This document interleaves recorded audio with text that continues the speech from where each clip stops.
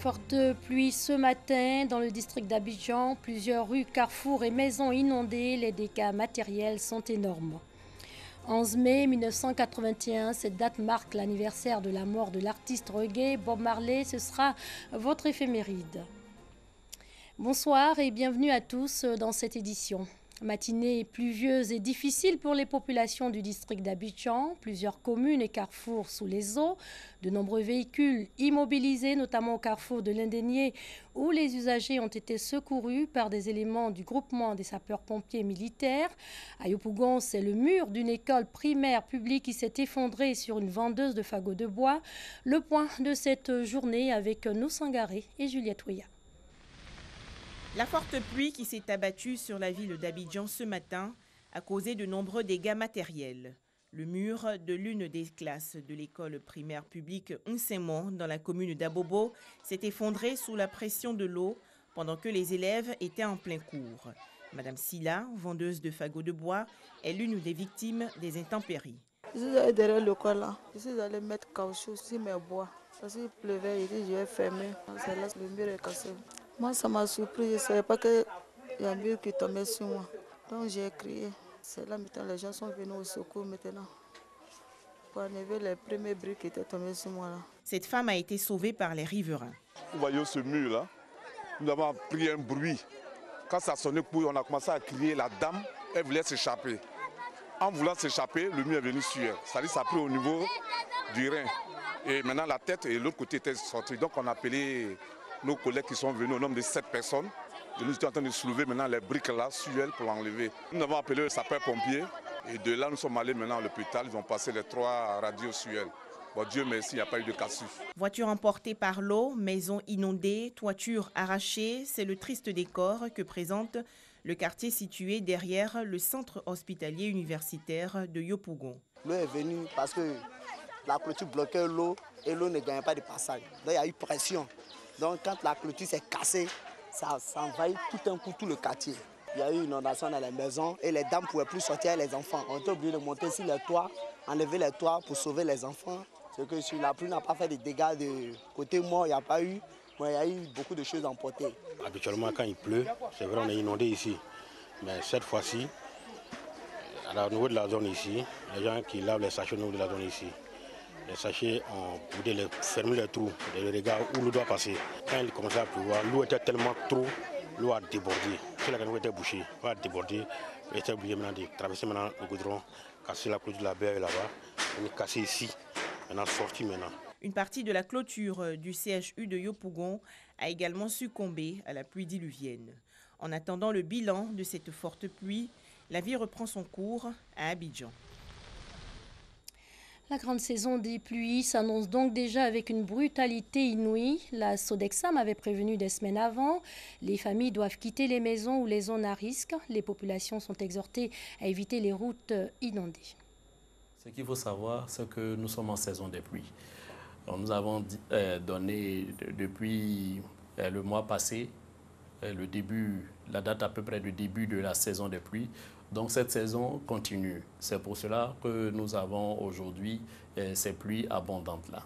Donc ces cumuls de pluviométrie vont continuer durant toute cette saison. Ça veut dire que nous aurons à peu près 2 mois qui seront très pluvieux, le mois de mai et le mois de juin. C'est durant ces 2 mois, il faut s'attendre à des pluies parfois violentes avec des rafales de vent qui sont très très importantes, qui peuvent engendrer certaines destructions d'édifices, de panneaux et autres. Donc il faut vraiment faire attention.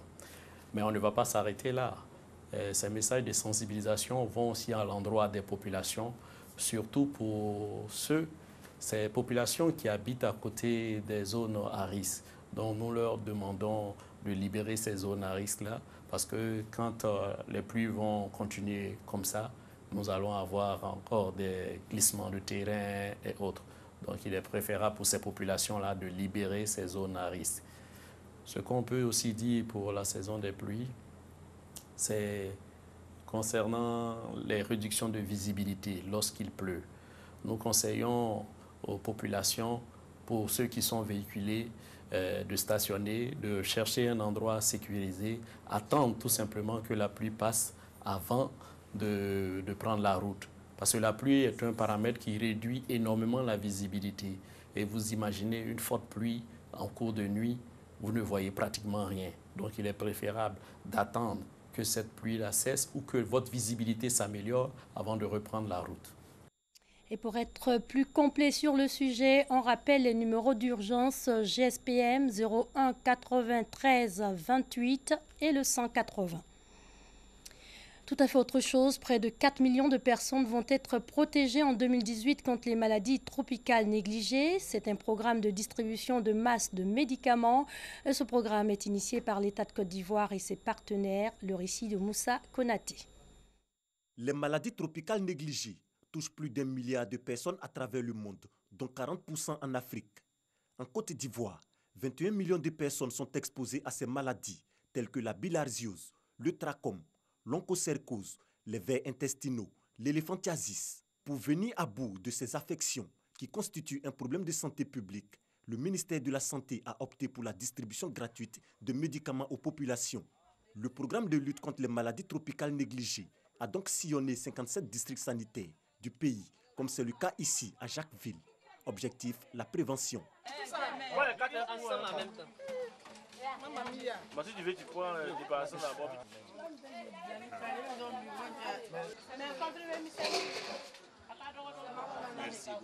Le coordonnateur du programme de lutte contre les maladies tropicales négligées explique l'importance de la prise de ces médicaments. Les maladies tropicales négligées sont des maladies chroniques qui évoluent de façon silencieuse, contrairement à certaines pathologies telles que le paludisme, la tuberculose, qui tuent vite. On les appelle les maladies tropicales négligées à chimioprévention parce qu'elles sont évitables, n'est-ce pas, par la prise de médicaments. D'où la distribution de masse de médicaments en vue de sensibiliser nos parents et nos enfants à prendre ces médicaments pour éviter les complications dramatiques que présentent ces maladies. L'onchocercose qui peut causer la cécité si elle n'est pas vite soignée. L'éléphantiasis qui se manifeste par l'apparition d'œdèmes sont autant de maladies invalidantes qui peuvent être évitées par la prise de médicaments.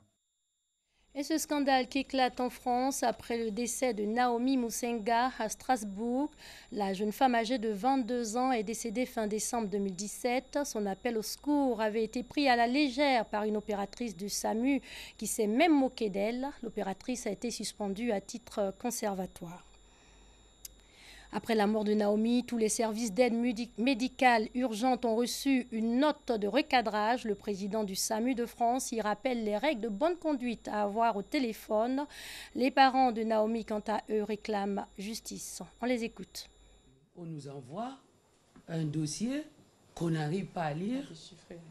Et puis, il y a un enregistrement qui nous foudroie, mais on n'a pas de réponse à un dossier médical. Et qu'est-ce qui a tué ma fille? Il n'y a pas de réponse à ça.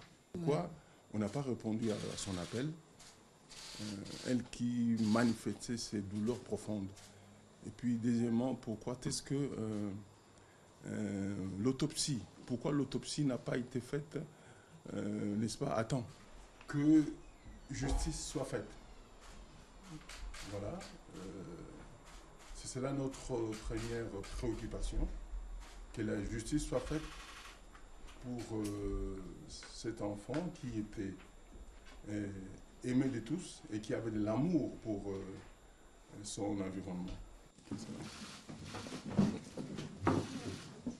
La famille, pour l'instant, elle n'en veut à personne. La famille, elle s'interroge. Et ce que la famille ne souhaiterait surtout pas, c'est que l'opératrice en fait prenne tout sur ses épaules. Parce que pour nous, on verra au terme de l'enquête, il y a certainement une chaîne de responsabilité. L'opératrice en fait ne peut pas être une fin en soi. L'opératrice a peut-être commis une faute, l'enquête elle le déterminera. Quand on écoute l'enregistrement, c'est vrai que c'est surprenant, c'est cynique, c'est indigne, mais ce serait peut-être trop facile en fait de charger uniquement l'opératrice. 11 mai 1981, c'est la date anniversaire de la mort de Bob Marley. Grâce à ce grand chanteur de reggae jamaïcain, le mouvement Rastafari et la musique jamaïcaine, surtout le reggae, sont désormais connus du monde entier. Bob Marley, une légende de son vivant, un mythe après sa mort. Cela fait 37 ans que la star a tiré sa révérence. Bob Marley avait alors 36 ans. Son nom complet est Robert Nesta Marley, plus connu sous le nom Bob Marley.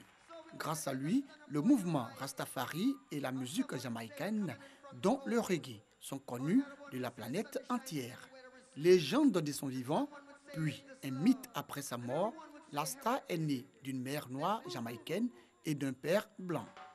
À 19 ans, Bob Marley et son groupe The Wailers sont déjà des stars en Jamaïque. Le titre Smackdown est numéro 1 en 1964. Un succès de courte durée. Il voue un culte au Rastafari Mekonnen, couronné en 1930 roi d'Éthiopie sous le nom de Haïlé Sélassié.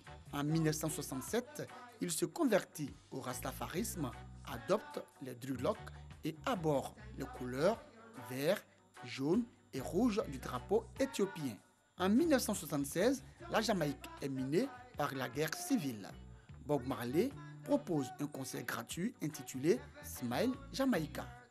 2 jours avant, il échappe pour la seconde fois à une fusillade déclenchée à son domicile.